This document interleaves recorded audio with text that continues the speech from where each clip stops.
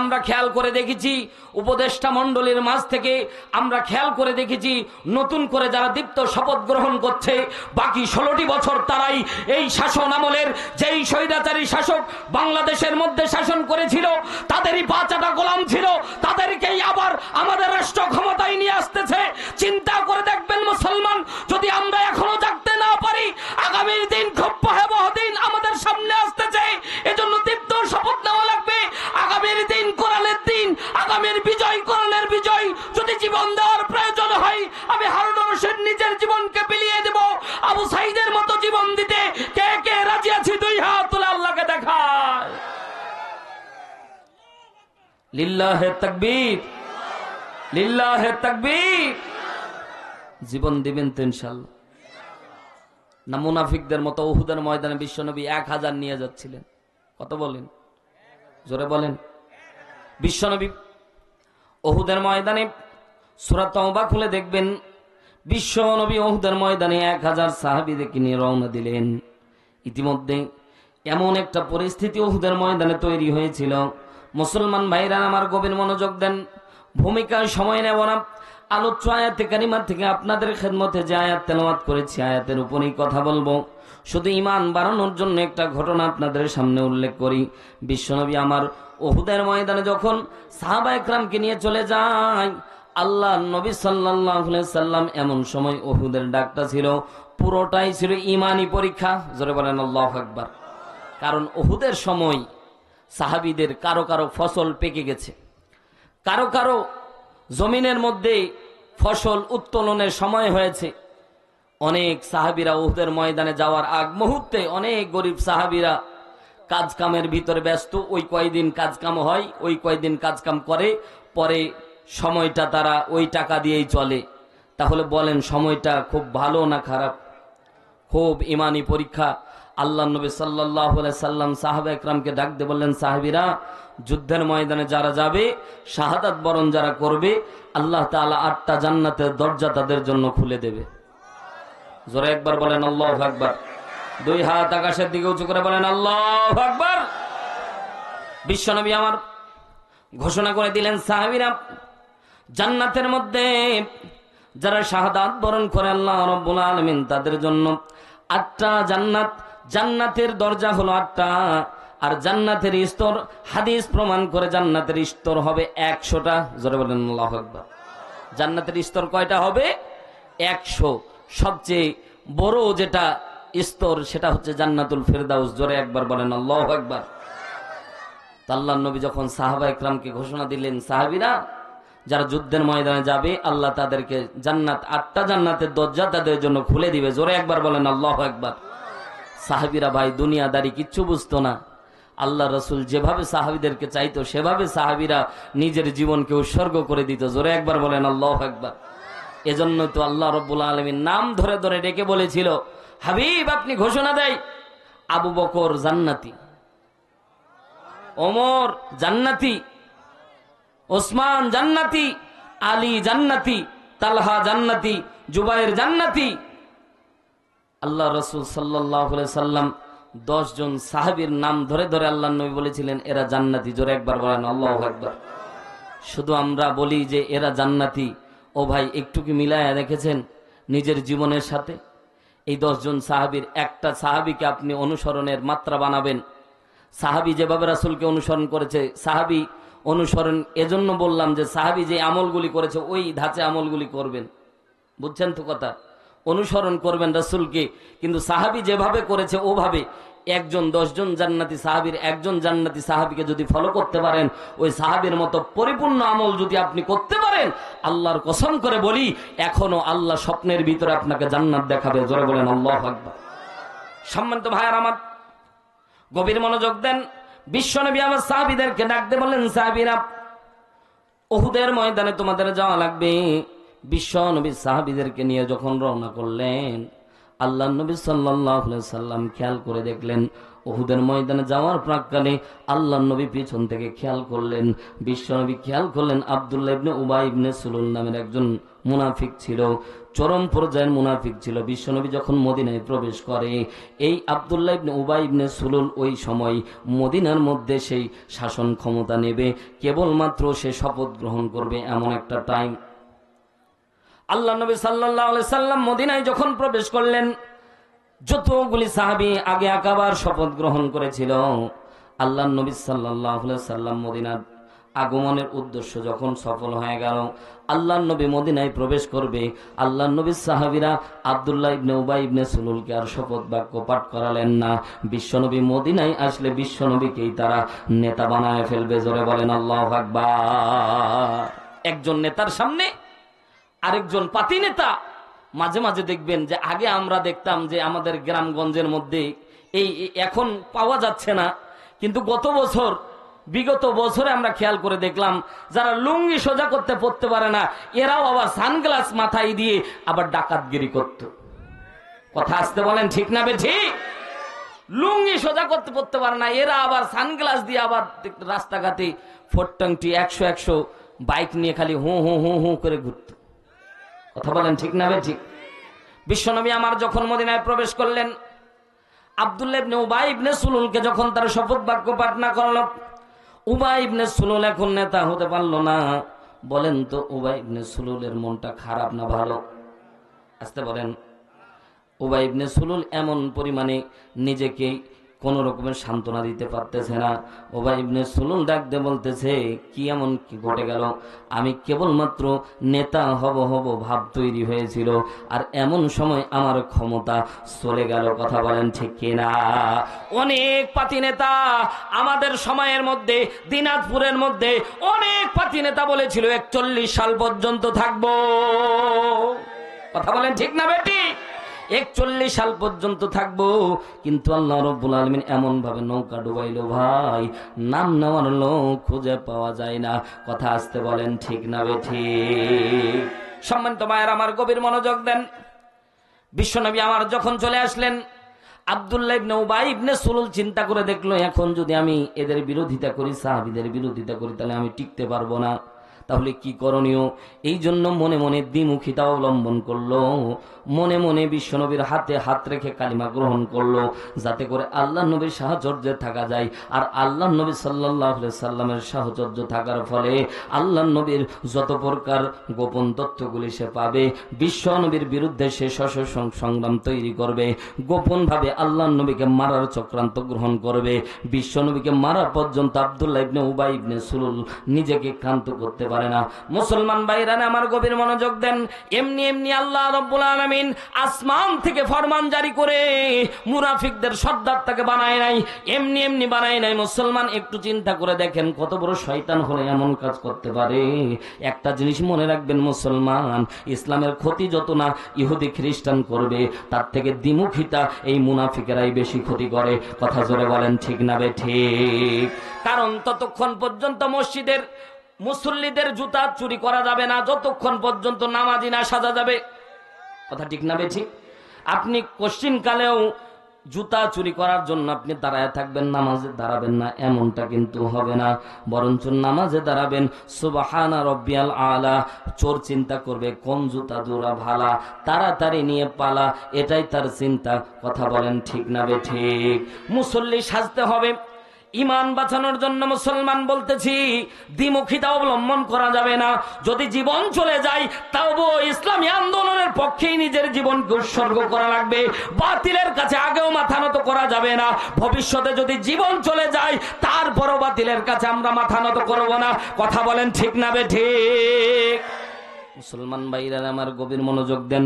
বিশ্ব নবী সাল্লাল্লাহু আলাইহি সাল্লাম যখন মদিনায় প্রবেশ করলেন, আব্দুল্লাহ ইবনে উবাই ইবনে সুলুল বিশ্ব নবীর হাতে হাত রেখে কালিমা পড়ল, ঠিক হয়। কিন্তু আব্দুল্লাহ ইবনে উবাই ইবনে সুলুলের মনে মনে চিন্তা করেছিল, কিভাবে আল্লাহর নবীকে মদিনার থেকে সরানো যায়, কিভাবে আল্লাহর নবীকে মারা যায়। এইরকম চিন্তাধারা নিয়ে আব্দুল্লাহ ইবনে উবাই ইবনে সুলুল চলতো। বিশ্বনবী যখন বদরের ময়দানে বদরের যুদ্ধে যখন বিজয় লাভ করলেন, বদর থেকে উহুদের প্রান্তর খুব একটা লম্বা সময় যায় নাই, মুসলমান কোন রকমের হাড্ডি কায়, কোন রকমের মেরুদণ্ড কোন রকমের সোজা করে দাঁড়াতে না দাঁড়াতেই যুদ্ধের দামামা যখন বেজে গেছে, আল্লাহ নবী সাল্লাল্লাহু আলাইহি সাল্লাম খেয়াল করে দেখলেন, সাহাবীদেরকে বললেন, সাহাবীরা বায়াত গ্রহণ করো, যুদ্ধের ময়দানে যাওয়া লাগবে, যুদ্ধ করব, হয় আল্লাহর রাস্তায় শহীদ হব, না হলে জীবন চলে যাবে, কিন্তু আল্লাহর জমিনে আল্লাহর দ্বীন বাস্তবায়নের জন্য আমাদের জীবনকে উৎসর্গ করে দেওয়া লাগবে। সাথে সাথে সাহাবা একরামরা বায়াত গ্রহণ করলেন, নবীজি জীবন দিয়ে দেব, তবু বাতিলের কাছে মাথা নত করব না। ওগো নবীজি, উহুদের ময়দানে আপনি আমাদেরকে নিয়ে যান, নবীজি আমরা জীবন দিব, তবু বাতিলের কাছে মাথা নত করব না। জোরে একবার বলেন আল্লাহু আকবার। বিশ্ব নবী সাহাবীদেরকে নিয়ে রওনা দিয়ে দিলেন। সাথে সাথে পিছন থেকে আব্দুল্লাহ ইবনে উবাই ইবনে সুলুল মানুষের কান পড়া শুরু করে দিল, তোমরা কি জানো কাফেরদের সংখ্যা কত? বলে কত? বলে 3000। তারা কিন্তু পুরাই 3000 কিন্তু যুদ্ধরত সৈনিক, তারা তোমাদেরকে ধরবে, কচুকাটা করে মারবে, এমন চিন্তাধারা 16 বছর আমাদের মতো অনেক মুনাফিক ছিল, কান পরা দিত 41 সাল পর্যন্ত থাকবে, এদের সাথেই থাকা লাগবে, না থাকলে কিন্তু তোমার শরীর বাঁচবে না। এই জন্য পানি যেদিকে ছাতা সেদিকে নিয়ে আমরাও দৌড়াইতাম। এরাই হচ্ছে অরিজিনাল মুনাফিক। কথা বলেন ঠিক কিনা? মুসলমান ভাইরা আমার গভীর মনোযোগ দেন। শুধুমাত্র ইতিহাস 1500 বছর আগের ইতিহাস, শুধুমাত্র আজকে থেকে 1500 বছরের ইতিহাস আপনারা ভুলে গেলে চলবে না। ও যেন ইতিহাস রচনা করে দিয়ে গেছে, আর বাস্তব নমুনা যেন আমরা দেখতে পাচ্ছি। কথা জোরে বলেন ঠিক না বেঠিক?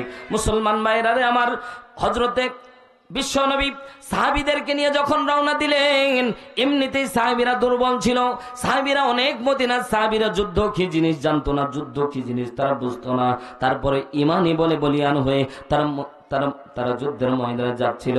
এমন সময় আব্দুল্লাহ ইবনে উবাই ইবনে সুলুল যখন কান পরা দেওয়া শুরু করে দিল, তাফসীর খুলে দেখেন সূরা তাওবার ভিতরে আল্লাহ রাব্বুল আলামিন এদের সম্পর্ক ছিদ্র করার ব্যাপারে আল্লাহ রাব্বুল আলামিন ডাইরেক্ট আল্লাহ রাব্বুল আলামিন কোরআনের মধ্যে আয়াত নাজিল করে জানায় দেয়, দুনিয়ার মানুষেরা বুঝতে হবে, দুনিয়ার মানুষ বুঝতে হবে, আল্লাহ রাব্বুল আলামিন আসমান থেকে মুনাফিকদের জন্য স্পষ্টভাবে আয়াত নাজিল করে জানায় দিয়েছে, যারা দ্বিমুখিতা অবলম্বন করেছে এরা কোনোদিন জান্নাতে প্রবেশ করবে না।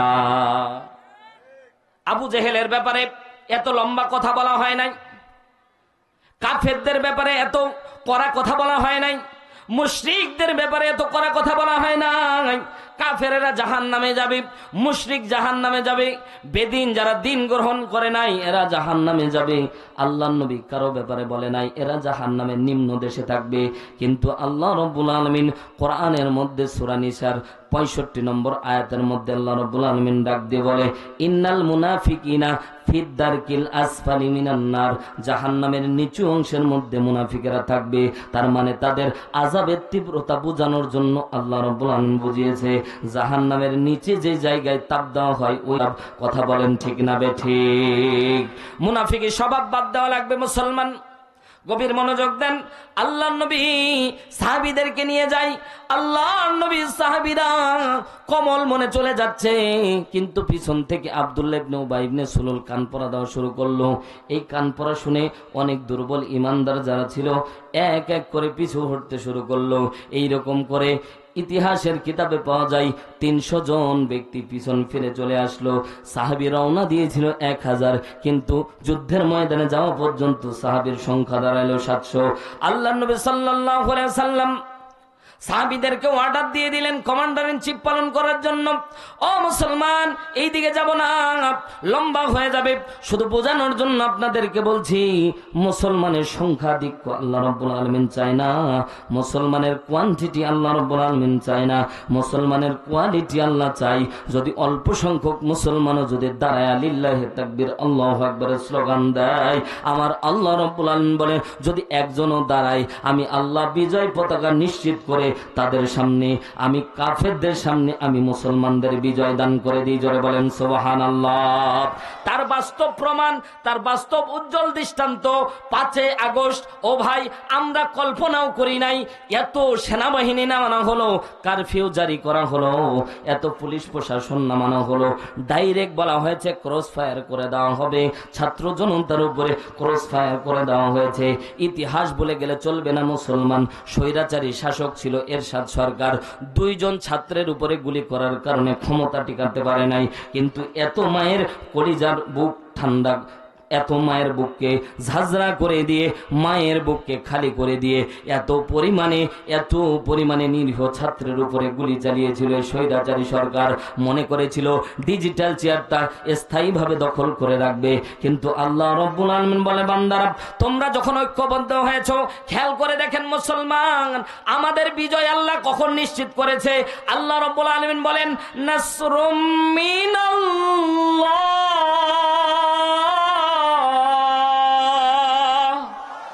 আল্লাহ রাব্বুল আলামিন বলেন নাসরুম মিনাল্লাহ ওয়া ফাতহুন করিব। আল্লাহ রাব্বুল আলামিন বলেন আমার সাহায্য অতি নিকটে। ওয়া বাশশিরিল মুমিনিন, হাবিব মুমিনদেরকে আপনি সুসংবাদ দান করেন। এ মুসলমান, এমনি এমনি বিজয় আল্লাহ দান করে নাই। গোটা বাংলাদেশের মানুষ যখন ঐক্যবদ্ধ হয়েছে, গোটা বাংলাদেশের মানুষ যখন একমত পোষণ করেছে, এই স্বৈরাচারী শাসককে আর আমরা দেখতে চাই না, তখনই আল্লাহ বিজয় নিশ্চিত করেছে। কথা বুঝে থাকলে জবাব দেন, ঠিক না বেঠিক? কারণ আমভাবে মায়েরা, এই যে পর্দা নিশি পিছনে আমার মা বোন বসে আছে, সন্তানকে অনেক পরিমাণে ভালোবাসে, কিন্তু যখন দেখতে পেল আবু সাইদ নিজের বুকটাকে ঝাঁঝরা করে দিয়ে কাফেরেরা, মুশরিকেরা, এই স্বৈরাচারীরা আমার আবু সাইদের বুকের মধ্যে ঝাঁঝরা করে গুলি করে যখন মেরে ফেলেছে, শহীদ করে দিয়েছে, সাথে সাথে গোটা বাংলাদেশের মায়েরা সন্তানদেরকে রাজপথের মধ্যে নামায়া দিয়ে বলেছে, সন্তান হয় জীবন দিবা, না হয় দেশ স্বাধীন করে ফিরবা। যখন সব আমজনতা ঐক্যবদ্ধ হয়েছে, আল্লাহ রাব্বুল আলামিন তাদেরকে বিজয় নিশ্চিত করে দিয়েছে। জোরে বলেন আল্লাহু আকবার। তার মানে আল্লাহ রাব্বুল আলামিন বোঝাচ্ছে, এ মুসলমানেরা, দলাদলি যদি বাদ দিয়ে দিতে পারো, দলাদলি যদি বাদ দিয়ে মুসলমান যদি এক প্ল্যাটফর্মে আসতে পারে, আল্লাহ রাব্বুল আলামিন বলছেন বিজয়ের মালা তোমাদের গলায় আমি আল্লাহ পরাবো। শুধু সময়ের অপেক্ষা, তোমরা ঐক্যবদ্ধ রজ্জুকে, আল্লাহ রাব্বুল আলামিনের রজ্জুকে তোমরা আঁকড়ে ধরো। একটা রজ্জু যদি তোমরা আঁকড়ে ধরতে পারো, আমি আল্লাহ তোমাদেরকে বিজয় নিশ্চিত করে দিব। জোরে বলেন সুবহানাল্লাহ। এজন্য লোক কম হয়েছেন, মন খারাপ করার দরকার। জোরে বলেন আল্লাহু আকবার, আর জোরে বলেন আল্লাহু আকবার। সম্মানিত ভাইয়েরা আমার, আমি আপনাদের খেদমতে সূরা আলে ইমরান 21 নম্বর আয়াতে কারিমা থেকে তেলাওয়াত করেছি। বিশ্বনবী সাল্লাল্লাহু আলাইহি ওয়াসাল্লামের মক্কা এবং মাদানী কোরআনে সূরা 2টি পার্থক্য রয়েছে। একটি হচ্ছে মাক্কি, আর একটি হচ্ছে, জোরে বলেন, একটি মাক্কি আর একটা মাদানী। মাক্কি সূরা আর মাদানী সূরার পার্থক্যকারী একটা বড় বৈশিষ্ট্য আছে। আপনারা যদি জেনে থাকেন বলেন তো, এই প্রধান বৈশিষ্ট্য, একটা অনেকগুলি বৈশিষ্ট্য আছে, তার মাঝে একটা প্রধান বৈশিষ্ট্য আছে, বলেন তো ওই বৈশিষ্ট্যের নাম কি? পারেন না কেউ? হিজরত। জোরে বলেন কি? হিজরতের আগে যতগুলি আয়াত নাজিল হয়েছিল সেগুলোকে বলা হয় মাক্কি। জোরে একবার বলেন আল্লাহু আকবার। আর হিজরতের পরে যেগুলো নাজিল হয়েছে সেগুলোকে বলা হয় মাদানী। বিশ্বনবী মক্কা বিজয়ের পরে মক্কার মধ্যে অসংখ্য আয়াত নাজিল হয়েছে, কিন্তু সেগুলো হচ্ছে মাদানী। কারণ মূল হচ্ছে হিজরতের পরে নাজিল হওয়ার কারণে সেগুলোকে কোয়ালিফিকেশন করে মাদানী সূরার মধ্যে অ্যাড করে দেওয়া হয়েছে। মজার ব্যাপার হলো, আমি যে আয়াতে কারিমা আপনাদের খেদমতে তেলাওয়াত করেছি, শুধু মাক্কি আর মদিনায় নাজিল হয়েছে তাই মাদানী, এমনটা না। মুফাসসিরিন ইকরাম বর্ণনা করে, সূরা আলে ইমরানের 21 নম্বর আয়াত বিশ্বনবী যখন মক্কায় ছিল তখনই আল্লাহ তাআলা নাজিল করেছিল, কিন্তু অ্যাড হয় নাই। আল্লাহ যখন অনুমতি দান করেছিল সূরা আলে ইমরানে এটা অ্যাড করেছিলেন। জোরে একবার বলেন আল্লাহু আকবার। তাফসিরে কুরতুবী, তাফসির বাইজাবি, তাফসিরে রুহুল মাআনি, 3টা তাফসিরের মধ্যে একই riwayat বর্ণিত হয়েছে। মুসলমান গভীর মনোযোগ দেন, সময় বেশি পাওয়া যাবে না, এই জন্য ভূমিকায় আর বেশি একটা লম্বা সময় নিচ্ছি না। মূল আলোচ্য বিষয়ের দিকে খেয়াল করেন, কি কারণে আল্লাহ তাআলা আয়াত নাজিল করলেন। আয়াত নাজিল বুঝতে পারলেই বুঝতে পারবেন আল্লাহ আয়াত কি জন্য নাজিল করলেন। জোরে একবার বলেন আল্লাহু আকবার। তাফসির করার ক্ষেত্রে কয়েকটা ধারাবাহিকতা আছে। 1 নাম্বার শানে নজুল বলা লাগবে, 2 নাম্বার আয়াতের ব্যাখ্যা করা লাগবে। এটা মূল অসুল ঠিক রাখা লাগবে। 1 নম্বর শানে নজুল, 2 নাম্বার আয়াতের ব্যাখ্যা, 3 নাম্বার 3টা উসুল, 3 নাম্বার হচ্ছে আয়াত থেকে শিক্ষা নিয়ে বাড়ি ফেরা রাখবে। ও আল্লাহর বান্দারা, আয়াত শুধু শুনে গেলে চলবে না, আয়াতের বাস্তবতা শিক্ষা নিয়ে আমরা বাড়ি যাব। জোরে বলেন আমিন। বিশ্বনবী যখন মক্কার মধ্যে বসে আছেন, আল্লাহ নবী সাল্লাল্লাহু আলাইহি সাল্লামের বিরোধিতা করার লোক কম ছিল না বেশি? আসতে বলবেন না, কম না বেশি? আল্লাহ নবী সাল্লাল্লাহু আলাইহি সাল্লামের উপর এত পরিমাণে বিরোধিতা চলতেছিল, আল্লাহ নবী কোন রকমের ঠাই কোথাও পাচ্ছিল না, যেখানেই আল্লাহ নবী যাইতো নির্যাতনের স্টিম রোলার আল্লাহ নবীর উপরে চলতো। জোরে একবার বলেন আল্লাহু আকবার। সম্মানিত ভাইয়ার আমার, আল্লাহ নবী সাল্লাল্লাহু আলাইহি সাল্লাম সাহাবা ইকরামকে নিয়ে বসে আছেন। এমন সময়ে আবু জেহেল সহ উতবা সাইবা মুগিরা একটা দল গঠন করলো। দারুন নদওয়া তাদের সংসদ সদস্যের নাম ছিল, তাদের সংসদ ভবনের নাম ছিল দারুন নদওয়া। বর্তমান আমাদের পার্লামেন্ট যেমন ছিল, দারুন নদওয়া বৈঠক তেমন ছিল। দারুন নদওয়া বৈঠকে আবু জাহেল সহ যত প্রকার কাফের মুশরিক আছে, সমস্ত কাফের মুশরিক দাঁড়ায় গেল। এইভাবে যদি আল্লাহর নবী যদি তার দ্বীনের মিশন যদি চালাইতে থাকে, এক পর্যায়ে আমাদের ডিজিটাল চেয়ারটা আমরা রাখতে পারবো না, ওই ডিজিটাল চেয়ারে মুহাম্মদুর রাসূলুল্লাহ চলে যাবে। জোরে বলেন আল্লাহু আকবার। একজন কাফের আরেকজন কাফেরকে বলতেছিল, আবু জাহেল নেতৃত্ব দিচ্ছিল। এমন সময় একজন ব্যক্তি বলে উঠল, আমরা বেশিক্ষণ বিশ্বনবীকে যদি এভাবে আমরা ছেড়ে দেই তাহলে আমরা নেতৃত্ব হারায় ফেলবো, এটাই বাস্তবতা। আসলেই বলেন, বিশ্বনবী সাল্লাল্লাহু আলাইহি সাল্লামের আদর্শের মূর্ত প্রতীক যারা, তারা এতই নির্যাতন সহ্য করেছে, তারপরেও বাংলাদেশ থেকে পালায়নি। কথা বলেন ঠিক না বেঠিক? কিন্তু দেশ হারানোর সাথে সাথে বাংলাদেশের নেতা মন্ত্রী যারা ছিল, একটারেও হারকিন জ্বালায়া খুঁজে পাওয়া যাইতো না। কথা বলেন না কেন? একটারেও খুঁজে পাওয়া যায় না। ফোন কলে বলে কেউ ইন্ডিয়ায়, কেউ জাপানে, কেউ আমেরিকায়, কে যে কোন দিকে পালাইছে তার আগের থেকেই প্ল্যান করেছিল যে আফা যদি কোনো রকমের যাই তো আফার সাথে আমরাও কিন্তু জীবন থাকবে না, অতএব গাট্টিপুট্টা যা আছে আগেই তারা পাচার করে দিয়েছে। কথা কোন ঠিক কিনা? সম্মানিত ভাইয়ার আমার, আবু জেহেল বারবার করে কাফেরদেরকে বোঝাচ্ছে, আমরা এভাবে যদি বিশ্বনবীর বিরোধিতা করি তাও হবে না। কারণ সরাসরি যদি বিরোধিতা করি, মনে করেন আপনাদের এলাকার কলিজার টুকরা, আপনাদের এলাকার ইমাম সাহেব দীর্ঘদিন পর্যন্ত মাওলানা মুক্তার হোসেন শেখ এই জায়গায় আপনাদের ইমামতির দায়িত্ব পালন করে, খতিবের দায়িত্ব পালন করে, তার একটা ভক্তবিন্দু এই এলাকায় আছে না নাই? কথা বলেন না কেন? বোঝানোর জন্য বলতেছি, মুসলমান তাফসীর বুঝতে হলে বাস্তবতা বোঝা লাগবে। এই যে মাওলানা আপনাদের এলাকার কৃতি সন্তান, আমাদের কলিজার টুকরা বড় ভাই মাওলানা মুক্তার হোসেন শেখ সাহেব যখন এই এলাকার মধ্যে থাকবে, দীর্ঘদিন থাকার পরে তার একটা ভক্তবিন্দু তৈরি হয়েছে, কিন্তু তার বিরোধিতা করার লোকও কিন্তু কম নাই। কথা জোরে বলেন ঠিক না বেঠিক? অনেক লোক আছে যে ভালো জিনিস চোখে তাদের ভাবায় না, ভালো জিনিস তাদেরকে ভালো লাগে না, যত প্রকার কূটনীতিক বুদ্ধি তারা করে। তো কিছু সংখ্যক মানুষ তার ভক্ত আছে যে জীবন দিবে, আর কিছু সংখ্যক মানুষ আছে তাদের জীবন নিবে। কথা ঠিক না বেঠিক? বিশ্বনবীকে যেমন ভালোবাসে, কাফের মুশরিকেরাও বিশ্বনবীকে কম ভালোবাসতো না।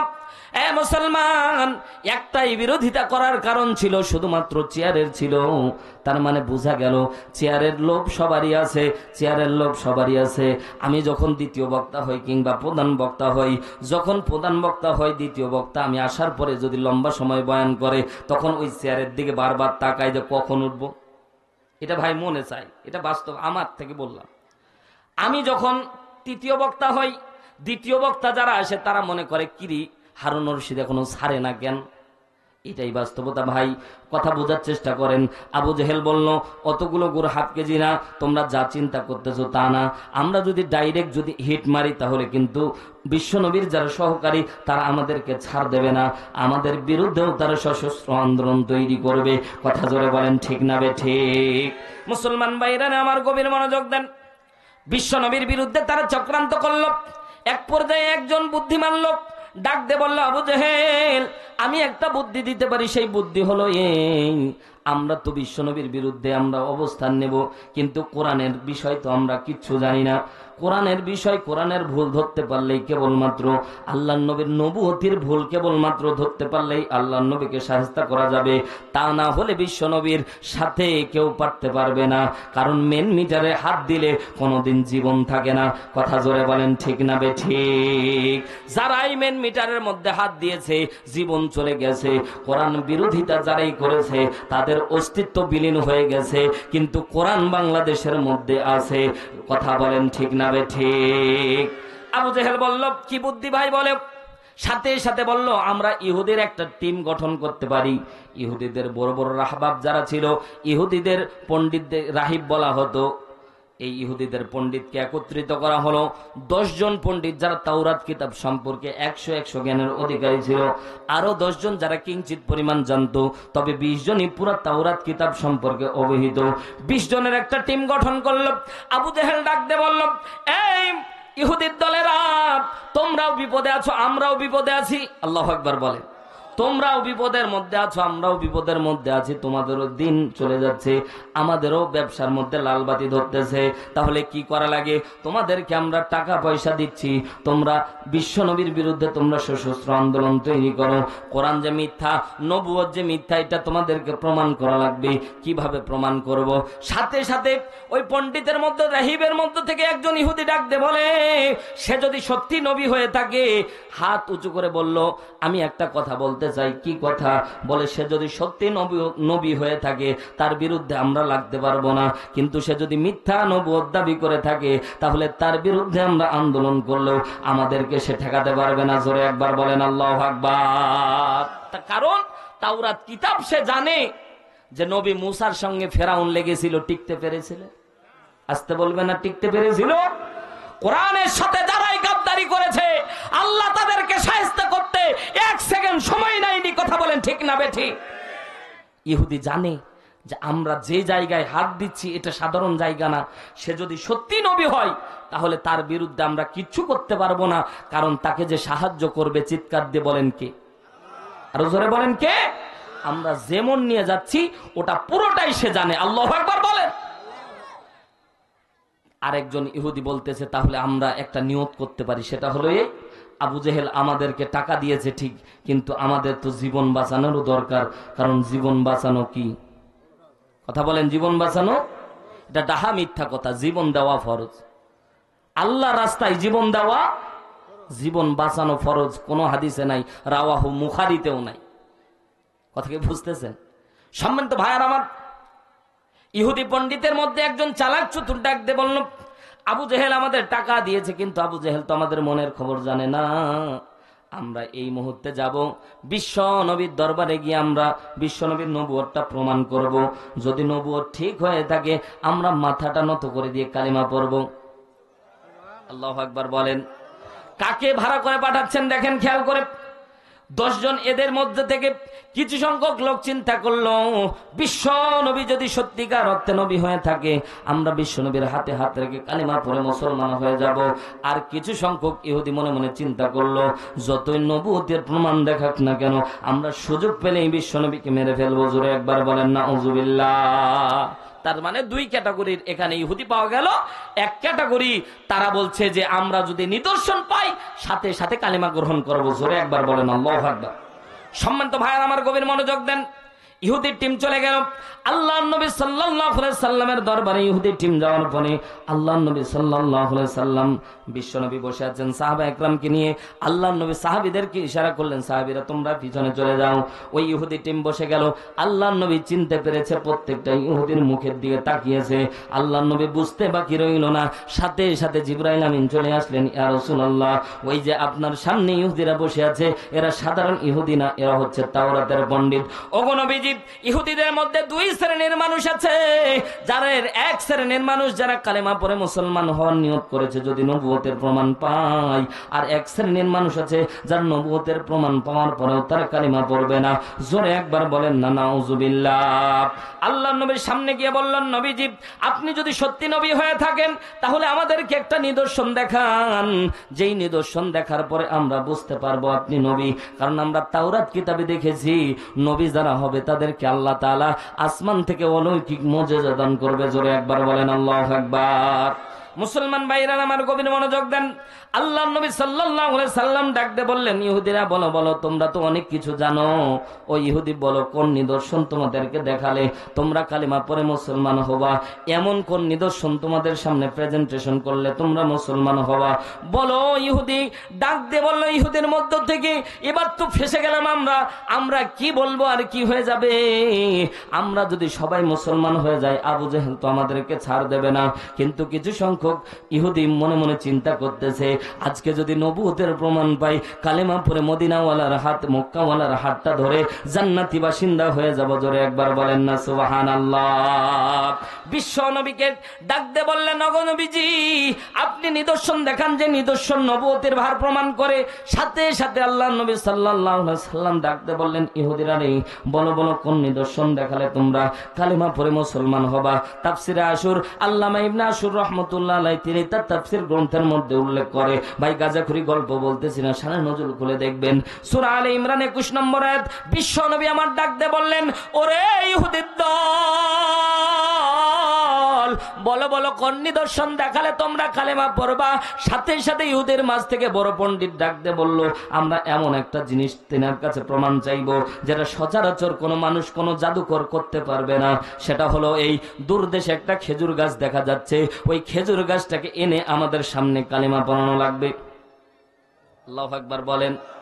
একটা খেজুর গাছ তাদের সামনে আসবে, কালেমা পড়বে। এটা চারটিখানি ব্যাপার না, মুসলমান গাজাখুরি গল্প না। তাফসিরে আশুর আল্লামা ইবনে আশুর রাহমাতুল্লাহ আলাইহি লেখেন, বিশ্বনবী সাল্লাল্লাহু আলাইহি সাল্লাম সাথে সাথে 2 রাকাত নামাজের জন্য দাঁড়ায় গেলেন। রব্বে কারীম আল্লাহকে ডাক দিয়ে বলছেন, আল্লাহ, আমার কোনো শক্তি নাই, আমার কোনো শক্তি নাই। নবুয়তের ভ্রম প্রমাণ করার জন্য ইহুদিরা ডাক দিয়েছে, ইহুদিরা মুজিজা দেখতে চেয়েছে। আল্লাহ, আপনি আমাকে এই মুজিজা আমার জন্য আপনি জাহির করে দেন। জোরে একবার বলেন আল্লাহু আকবার। এখানে লিখেছে যে অনেক দোকানপাটে অনেক মুসলমান ভিড় জমাচ্ছে তাদেরকে ডাকার জন্য। ও ভাই, এটা সব দুঃখ লাগে, মুসলমানদের জন্য কোরআনের মাহফিলে ডাকতে হবে, এটা মুসলমানদের জন্য লজ্জাজনক কথা। জোরে বলেন ঠিক না বে ঠিক? এটা তো দুর্গা পূজা না যে তুমি মণ্ডপের ভিতরে প্রবেশ করো, তোমার জন্য হারাম। তুমি যদি মুসলমান হয়ে থাকো, তোমাকে আহ্বান করে কেন লাগবে? কারণ যে সময় কোরআন নিয়ে ইহুদি, খ্রিস্টান, নাস্তিক, মুরতাদ যে সবাই কোরআনকে বাজেয়াপ্ত করে দেওয়ার জন্য চেষ্টা করছে, সেই সময় এত সুন্দর কোরআনের আয়োজন হবে, আর তুমি বাইরে ঘুরাবা আর নাম মুসলমান রাখবা। এটা তুমি নাম মুসলমান রাখতে পারো, আল্লাহর খাতায় তুমি মুসলমান থাকতে পারো না। কথা যারা বলেন ঠিক কি না? এজন্য আমি কোনো মাহফিলে কোনো মুসলমানদেরকে কোরআনের জন্য আহ্বান করি না, ডাকি না। কারণ যে মুসলমান, যার রক্তে মুসলমানের রক্ত প্রবাহিত, যার রক্ত মুসলমানের রক্ত, সে কখনো কোরআনের সাথে গাদ্দারি করতে পারে না। সে তাফসীর মাহফিলে আসবেই আসবে। কথা বলেন ঠিক না বেটি? জোরে বলেন ঠিক না বেটি? কারণ আবু জেহেল কোরআনের আয়াত শোনার পরে যদি সারা রাত দাঁড়িয়ে দাঁড়িয়ে কোরআন শুনতে পারে, তাহলে আবু জেহেলের থেকে তো তুমি বেশি খারাপ। কথা বলেন না কেন? আবু জেহেল দাঁড়া দাঁড়া সারা রাত কোরআন শুনতো, উতবা শুনতো, মুগিরা শুনতো। রাত যখন শেষ হতো, একটা রাস্তা দিয়ে তারা বাড়ি যেত, পিঠের সাথে পিঠ ধাক্কা, এই নেতা তুমি কেন রে? তুই পাতি নেতা কেন? নেতা বড় গলায় কথা বলবেন না, তুমিও যে কারণে আমিও সে কারণে। সুবহানাল্লাহ। কোন বলছে আজকে থেকে শপথ গ্রহণ করলাম, জীবন চলে যাবে, কালকে থেকে কেউ আসবো না। চলে গেল বাড়িতে, রাত্রিবেলা চিন্তা করলো আজকে কেউ আসবে না, আজকে প্রাণ খুলে কোরআন শুনবো। কার কথা বলতেছি ভাই? ইমানদার কারো আবু বকর, ওমর, ওসমান, আলী, তালহা, জুবাইর, আব্দুর রহমান ইবনে আউফের ঘটনা বলতেছেন, আবু জেহেলের কথা বলতেছি। রাত্রিবেলা চলে এসেছে, একাই শুনবে মনে করেছে, নিয়ত করেছে। পাতি যত নেতা ওরাও বলতেছে আজকে নেতারা কেউ আসবে না, আজকে একাই কোরআন শুনবো। সুবহানাল্লাহ বলে। আবার সকাল যখন ঘনিয়ে আসলো, রাত গভীর হওয়ার সাথে সাথে সকাল যখন কেবলমাত্র আভাস ফুটবে, দৌড় মেরেছে, আবার ধাক্কা। কিরে নেতা, তোরে না বললাম যে 100 ট্রাইব্যুনাল গঠন করলাম, কোন রকমের আসতে পারবি না? বলছে নেতা খবরদার, আপনি না ওয়াদা করলেন, তো আপনি আসলেন কেন? কথাক্ষণ ঠিক কিনা? কারণ নেতা যদি আমল না করে তাহলে কর্মী তাকে ধরবে। কথাক্ষণ ঠিক কিনা? বাপ যদি ছেলেকে বলে বে বেটা নামাজ পড়িস না কেন, তো বাপ বলবে তুমি তো সিগারেট খাচ্ছ, নামাজ তো পারো না। ঠিক না বেটি? এজন্য ওয়ার্ডার করতে হলে আগে আমলের দরকার আছে না নাই? এজন্য আমার কথা যারা শুনেছেন, এ মুসলমান, আপনারে ডাকতে হবে কেন? কোরআনের মাহফিলে তোমার আসা জরুরি, কারণ এই কোরআনের মাহফিলে আসলে ঈমান বাড়বে। কথা বলেন ঠিক না বেঠিক? কারণ আমরা যে কথাগুলি নিয়ে আসতেছি ভাই, কিছু না হলেও কিছু শিক্ষা আমরা পাই কি পাই না?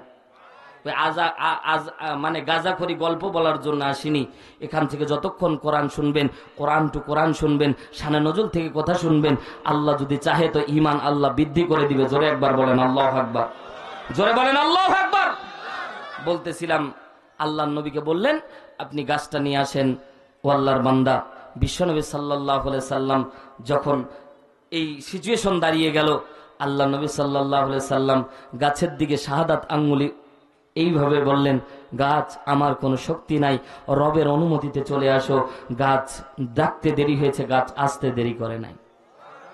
এখন বলেন, গাছ কি কথা বলতে পারে? জোরে বলেন, পারে? গাছ কথা বলতে পারে, কিন্তু গাছের ভাষায় গাছ কথা বলে। জোরে বলেন আল্লাহু আকবার। প্রত্যেকটা প্রাণীকুল, প্রত্যেকটা জীব আল্লাহর নামের তাসবিহ আদায় করে। জোরে বলেন আল্লাহু আকবার। হুজুর এটা কেমন কথা বললেন? আমার কথা না, কোরআনের কথা। আল্লাহ রাব্বুল আলামিন বলছেন, আয়াত নিয়ে যান সূরাতুস সফ, আয়াত নাম্বার 1। আল্লাহ ডাক দিয়ে বলেন, সাব্বাহা লিল্লাহি মা ফিস সামাওয়াতি ওয়া মা ফিল আরদ ওয়া হুয়াল আজিজুল হাকীম।